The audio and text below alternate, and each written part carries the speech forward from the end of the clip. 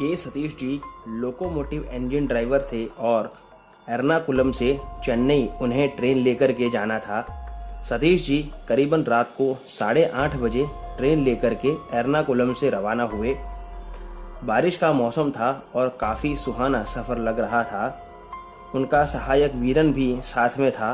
दोनों बारिश की फुहारों के बीच आनंद लेते हुए जा रहे थे। रात के करीबन 12:30 बजे होंगे और वीरन सो चुका था। सतीश जी बारिश होते हुए भी ट्रैक पर आई धुंध से थोड़ा सोच में पड़ गए, क्योंकि धुंध इतनी ज़्यादा थी कि ट्रैक तक दिखाई देना बंद हो गया था। सतीश जी ने ट्रेन का हॉर्न बजाया 3-4 बार और ट्रेन को उसी स्पीड पर चलने दिया। हॉर्न की वजह से वीरन भी जग गया और बाहर की धुंध से वो भी काफ़ी परेशान हो गया, क्योंकि अमूमन बारिश की वजह से धुंध छट जाती है। बाहर भी कुछ भी नज़र नहीं आ रहा था। तभी अचानक ट्रेन रुक गई। ट्रेन के रुकने का कारण सतीश जी को समझ नहीं आया, क्योंकि इंजन में कोई खराबी नहीं थी। उन्होंने इंजन को चालू करने की कोशिश की, लेकिन इंजन शुरू नहीं हो रहा था। वीरन ने कहा कि सर, इंजन से कुछ टकराने की आवाज़ आई थी मुझे। तो सतीश जी ने कहा कि ठीक है, मैं देखता हूँ कि क्या टकराया है इंजन के साथ। और वो नीचे उतर जाते हैं। काफ़ी फॉग था, तो जब उन्होंने टॉर्च चालू की तो देखा कि काफ़ी खून फैला हुआ था वहाँ पर, ट्रैक से लेकर इंजन तक, और आसपास कोई जानवर भी पड़ा नज़र नहीं आ रहा था। सतीश जी ने सोचा कि इतना सारा खून तो किसी हाथी के ट्रेन के आगे आने पर ही हो सकता है, और यहाँ तो ऐसा कुछ लग नहीं रहा कोई हाथी आया हो ट्रेन के नीचे। इंजन के चारों ओर घूम के सतीश जी जैसे ही वापस इंजन पर चढ़ने जा रहे थे, तभी उन्हें पीछे से एक औरत की आवाज़ आई कि अरे अरे, मुझसे मिले बिना ही चले जा रहे हैं ड्राइवर साहब।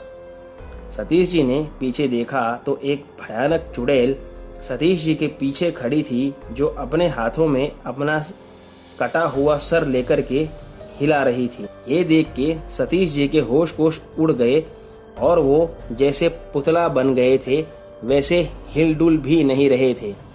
तभी वीरन वहाँ आ गया और उसने सतीश जी को जल्दी से खींचा इंजन की तरफ और चिल्लाया कि सर जल्दी चलिए, वरना ये हमको मार डालेगी। वीरन के हाथों में आंजनेय का कलावा होने की वजह से वो उन पर हमला नहीं कर पाई और वीरन सतीश जी को लेकर के इंजन में चढ़ जाता है और वो फिर से इंजन चालू करने की कोशिश करता है और इंजन शुरू भी हो जाता है। वो तुरंत वहाँ से ट्रेन रवाना कर देता है, लेकिन बाहर से फिर भी उस चुड़ैल की आवाज़ें आ रही थी कि मैं तुझे जिंदा नहीं छोड़ूंगी। और कुछ देर बाद कुछ बहुत ज़ोर से इंजन के साथ टकराया, जिसकी आवाज़ काफ़ी ज़्यादा थी, लेकिन वीरन और सतीश जी ने ट्रेन नहीं रोकी और वहाँ से निकल गए। सतीश जी बताते हैं कि उस दुर्घटना के बाद वे बहुत ज़्यादा डर गए थे और कुछ दिनों तक ड्यूटी पर भी नहीं जा पाए थे। बाद में वीरन ने उन्हें आंजनेय का कलावा पहनाया था, जिसकी वजह से वे स्वस्थ हो गए थे और फिर से ड्यूटी ज्वाइन कर ली थी। दोस्तों, आज की कहानी में बस इतना ही। अगर आपको कहानी पसंद आई हो तो वीडियो को लाइक और चैनल को सब्सक्राइब कर लीजिएगा। और अगर आपके पास भी ऐसी कोई कहानी है तो मेरे ईमेल पर भेज सकते हैं। मैंने अपना ईमेल एड्रेस डिस्क्रिप्शन बॉक्स में दिया हुआ है।